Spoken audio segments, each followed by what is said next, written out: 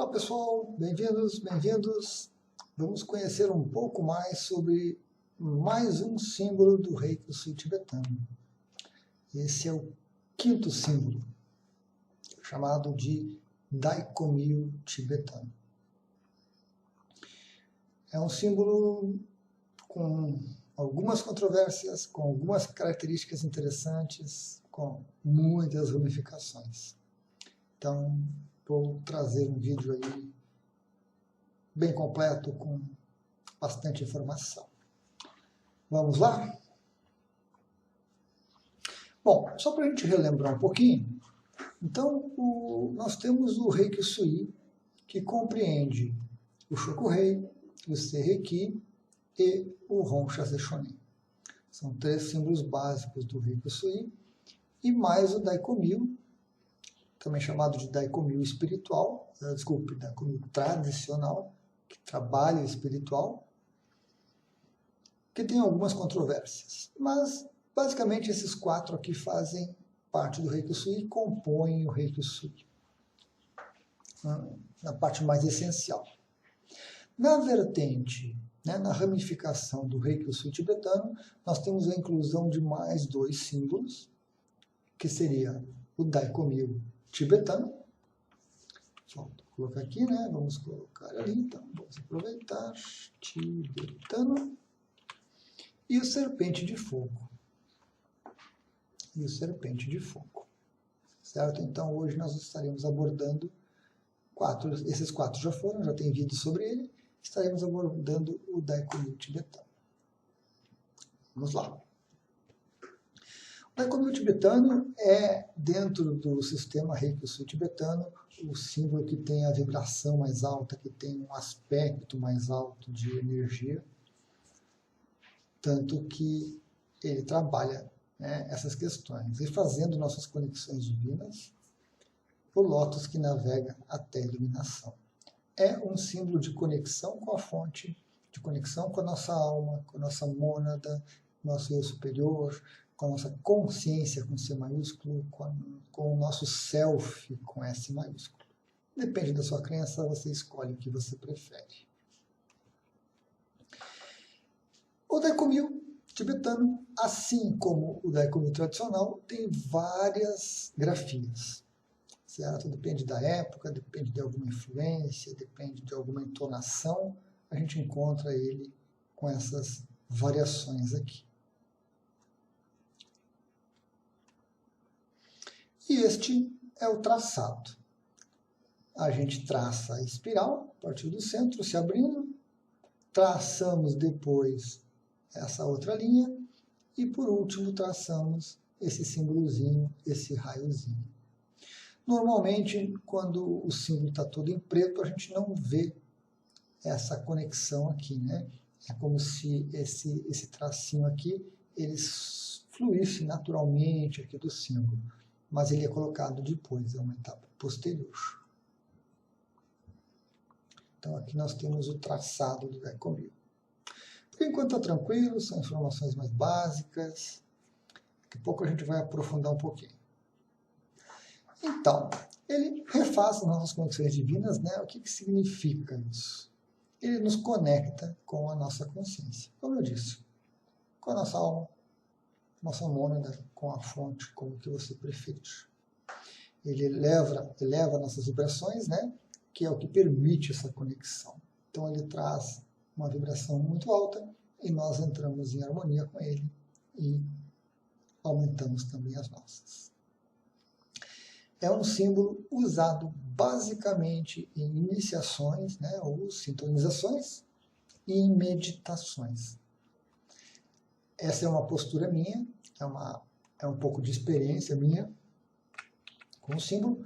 Eu não vejo ele sendo usado em aplicação, certo? Eu não vejo ele sendo usado em aplicação. Por quê? Vamos voltar um pouquinho. Opa, aqui. Porque o Reiki Sui tibetano, tendo como base o Reiki Sui, nós temos um símbolo para o físico e energético, nós temos um símbolo para o emocional, temos um outro para o mental e temos um quarto símbolo para o espiritual. Ou seja, todos os aspectos do ser humano estão contemplados aqui.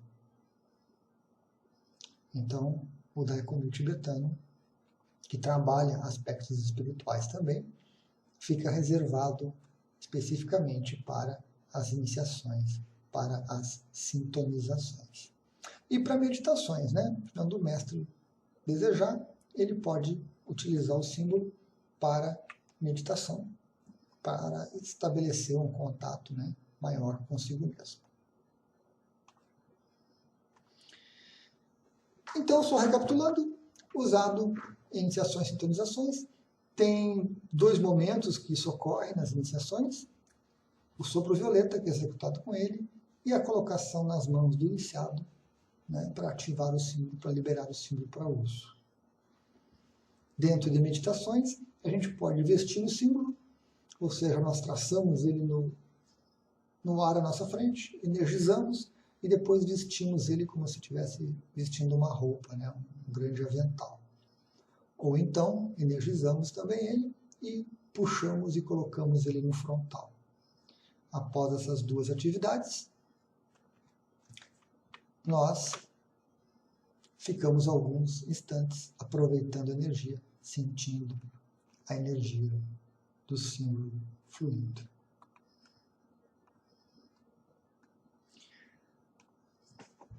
Vamos começar agora a falar, então, um pouco sobre as origens do Daikomi tibetano.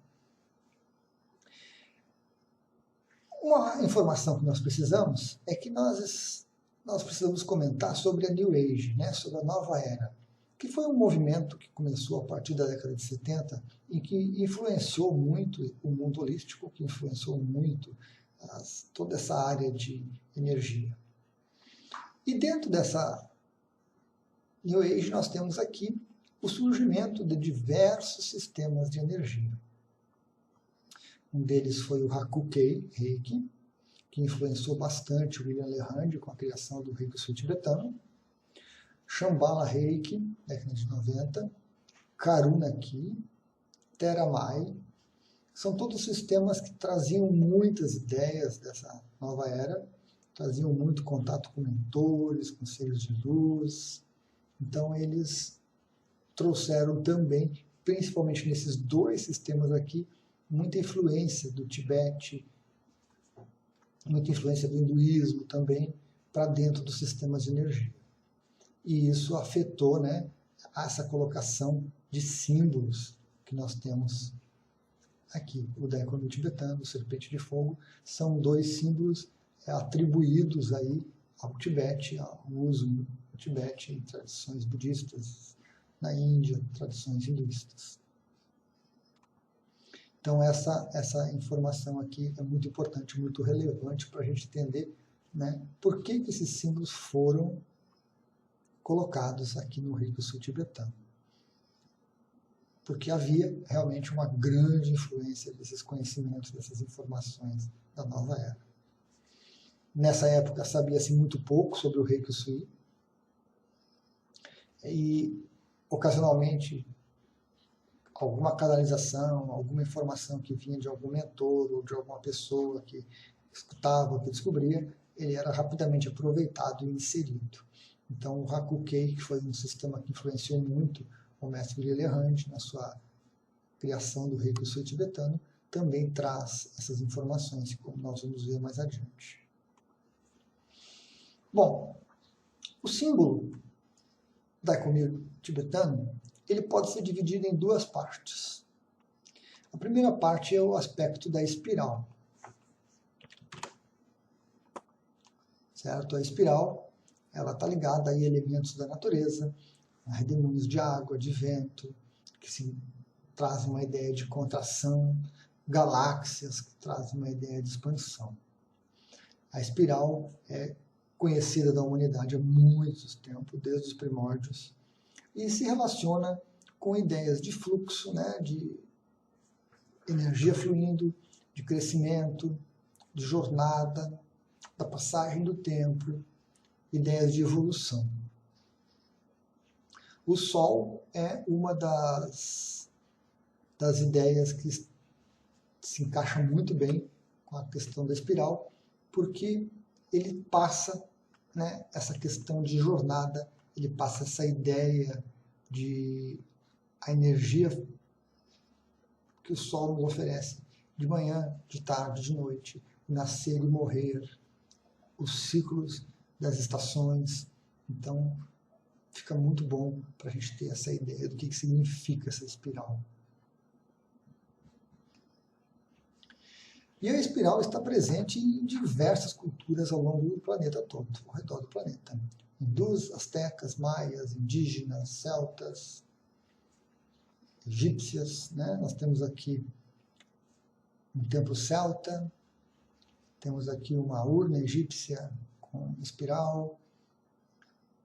Na ilha de Malta, um complexo megalítico que tem lá com várias espirais. Os índios Hopis, nos Estados Unidos, no México. Mais uma serpente egípcia com a ideia de espiral. As linhas de Nazca, no Peru. E a fonte, se vocês quiserem consultar, vai estar na bibliografia também, a fonte dessas imagens todas, é esse site temposviolentos.org, Simbologia das Espirais. Ele tem ali uma coleção muito grande de imagens, muito interessante, de imagens de espirais em várias culturas. Falando um pouquinho mais da espiral, na Wikipédia a gente encontra muita coisa interessante, né? Nós temos vários tipos de espiral. A mais comum, que é a espiral de Arquimedes, ou espiral aritmética, ela se aproxima muito do nosso símbolo, né? Se aproxima muito do Daicomil.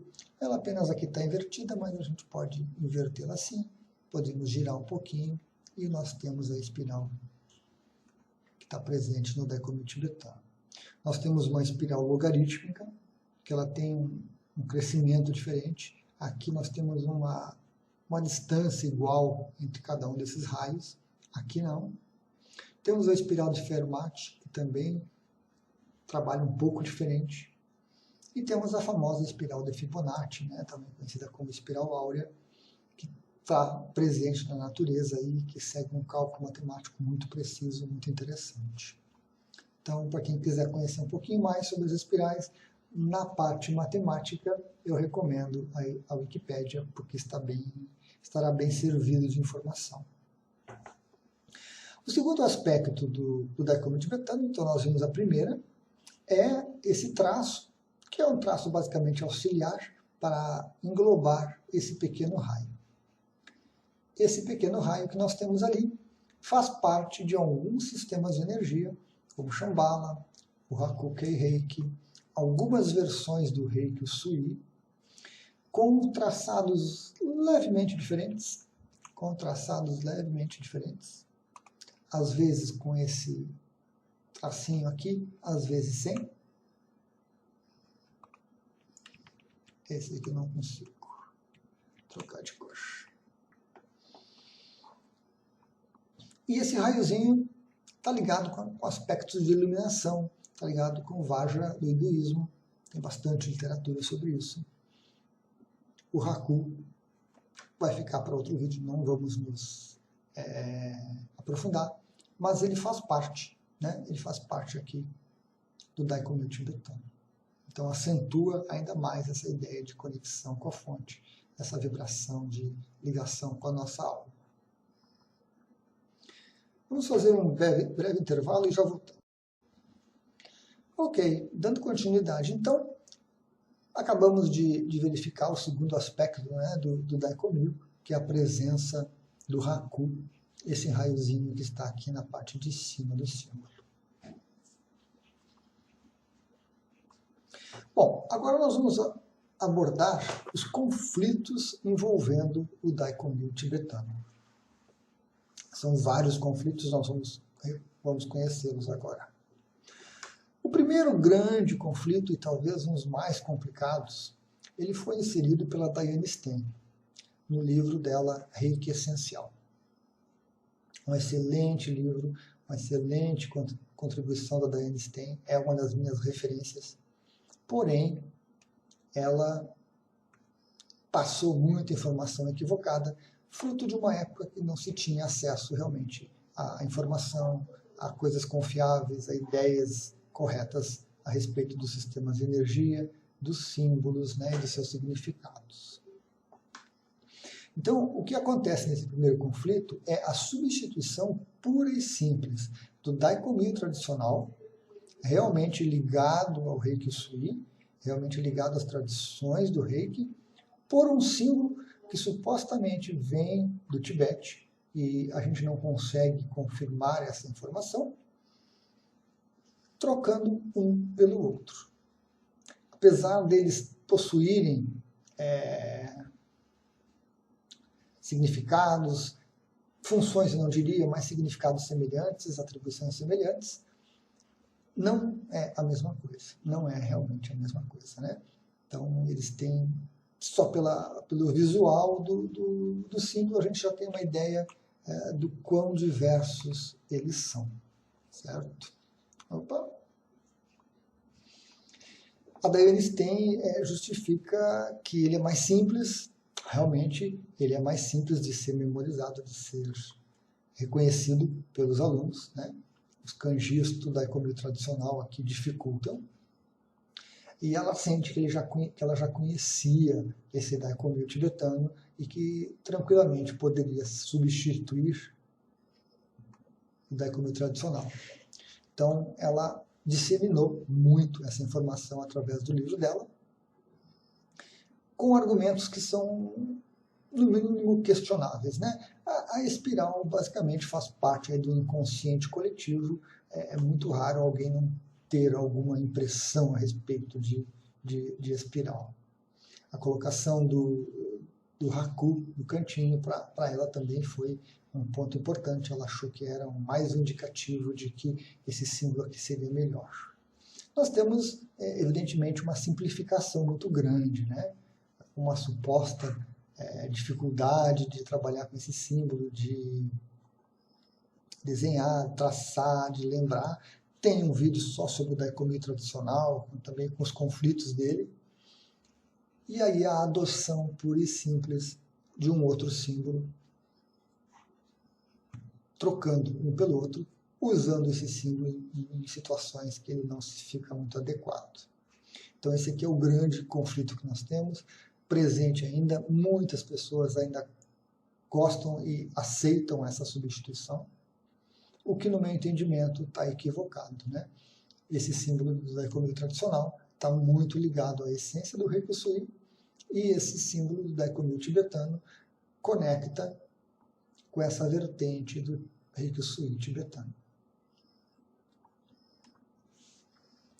O segundo conflito são as escritas. Fica um pouco complicado a gente utilizar os Daikomyos sem saber direito qual é o termo que vai se referir. Então, uma maneira de solucionar esse conflito é chamando de Daikomyo tradicional e de Daikomyo tibetano. Ou, algumas vezes, Daikomyo não tradicional.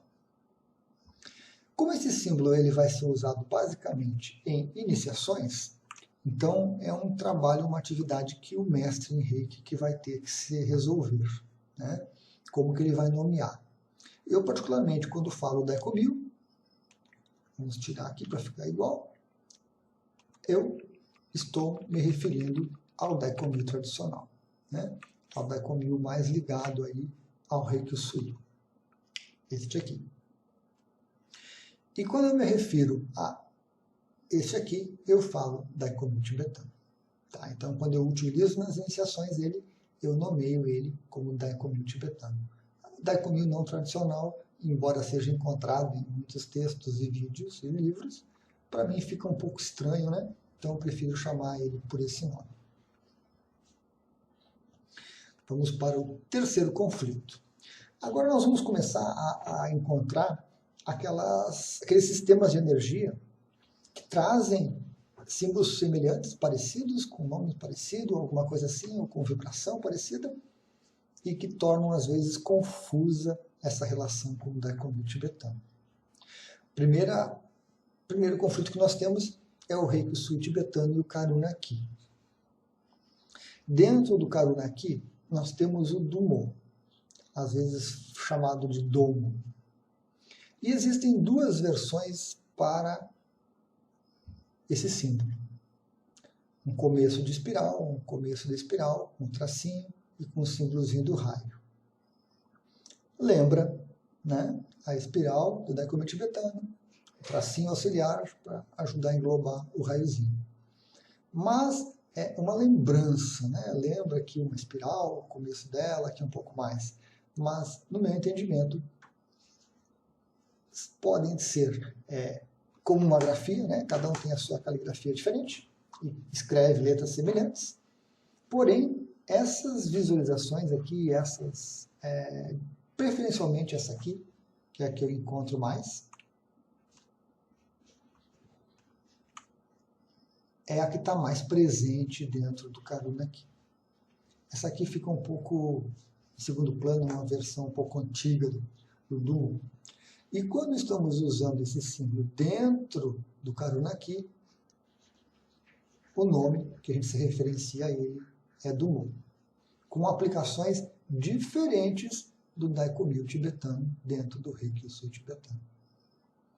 É muito comum as pessoas usarem um pelo outro, se referindo como, usando esse aqui, se referindo como Daikomyo tibetano, e às vezes usando o Daikomyo tibetano como se fosse Duo.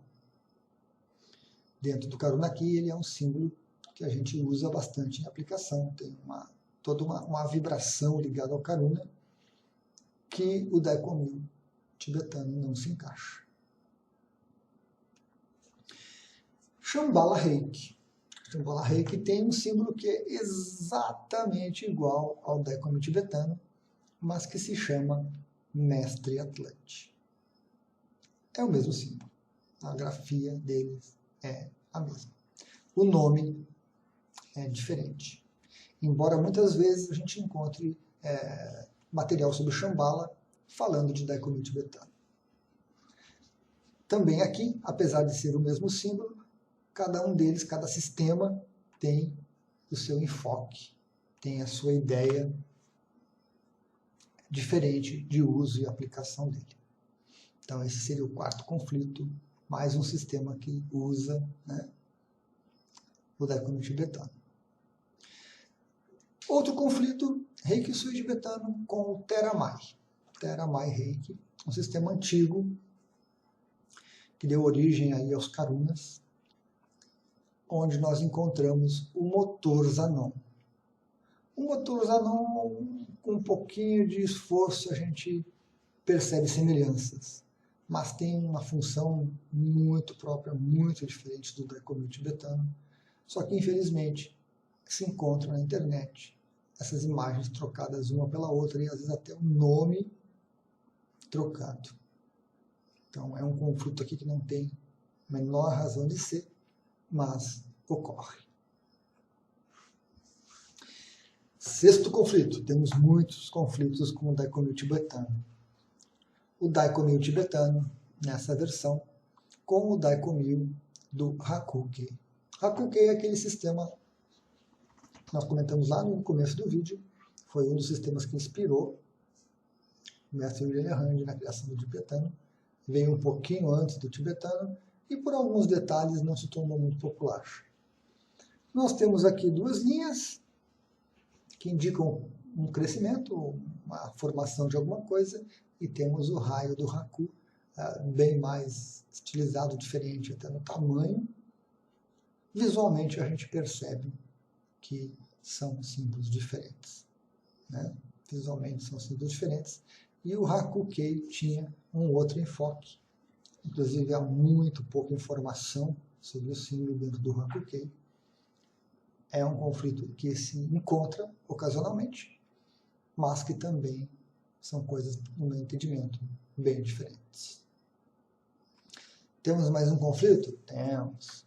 Assim como o Daikomyo tradicional, o Daikomyo tibetano tem versões dele, né, com pequenas modificações.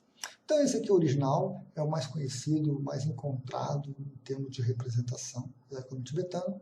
Nós encontramos ele com uma espiral um pouquinho mais aberta, com espaço maior, quase uma espiral logarítmica, com um raiozinho sendo traçado diferente e com essas linhas aqui voltadas para dentro, como se a espiral terminasse e retrocedesse para alguma coisa.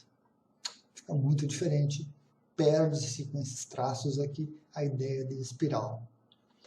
Temos aqui uma outra espiral, já mais semelhante à do original, porém com essa linha separada e com um raio ali com uma ponta de seta ali que fica muito estranho.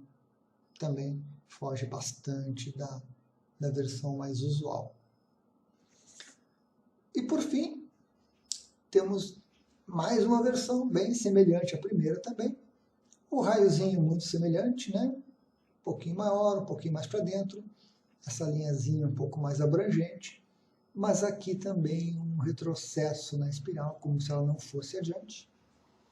Então, são essas 4 versões aí do Daikonyo tibetano que nós temos, que se encontram hoje pela internet e em alguns livros. Bom, aqui eu coloquei como funções, mas são alguns conflitos também, eu diria. Porque são afirmações que nós encontramos, referentes ao Daikonyo tibetano, que elas muitas vezes se sobrepõem, são energias diferentes, contraditórias, e é um costume que nós encontramos na área holística, que um símbolo faça mais coisas do que deve, ou do que pode. Né? Então, ele é conhecido por ter uma altíssima vibração, não basta ser uma alta vibração, ou uma vibração mais alta do que algum outro símbolo. Né? Por exemplo, nós temos o Shokurei, que é um símbolo muito ligado ao mundo físico, e ele realmente tem uma vibração mais alta. Mas não é suficiente, ele tem que ser uma vibração altíssima. Ele é o mais poderoso dos símbolos, ele substitui todos os outros símbolos.